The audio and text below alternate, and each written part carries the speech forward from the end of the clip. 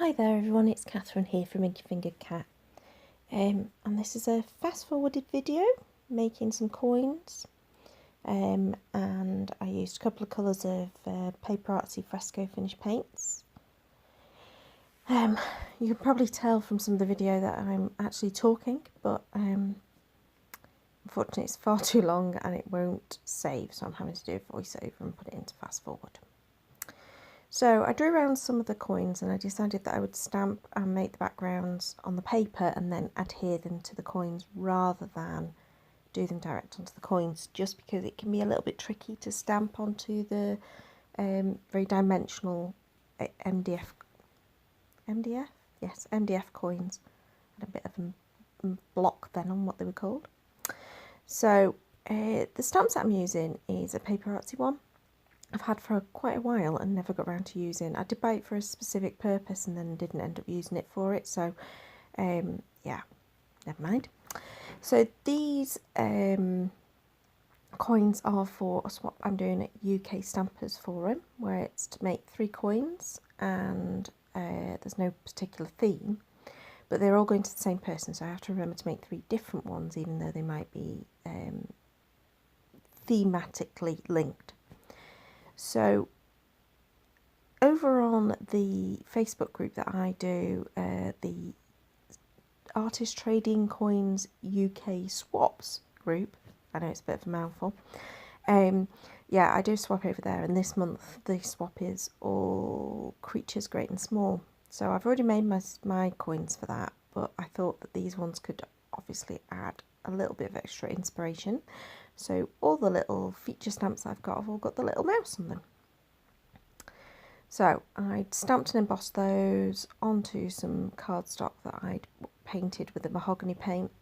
Now I'm adding some contrast in using the mermaid paint onto this cardstock and adding some of the other stamped images behind the little mouse, just to make them pop with that little additional bit of colour.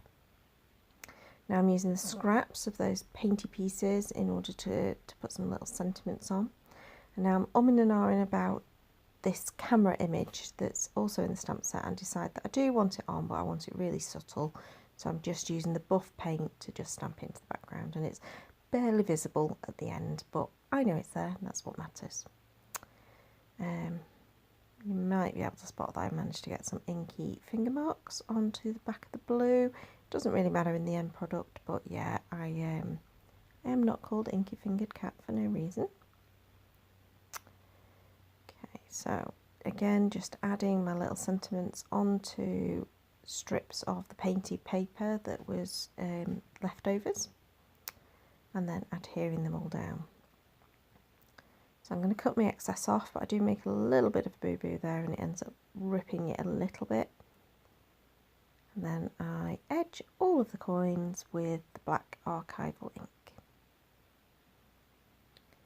I decided to add some little highlights and some little spots of white pen.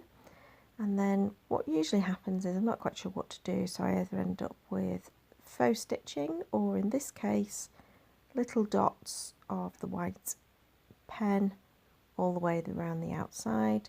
Just seems to be sort of my go-to way of finishing something off. I'm talking of go-to ways of finishing something off. It's time for the black enamel accents. Always seems to come out at the moment. Okay, so we're finished. So there's the 3 coins. You'll find I talk a lot with my hands at this point, but I'm really happy with what I've managed to make. Just a few colours of paint, a couple of pieces of paper and some one stamp set, so I'm really pleased with how that came out. So if you enjoyed that, please do give me a thumbs up. Please don't forget to subscribe if you want to see more, and until next time, goodbye.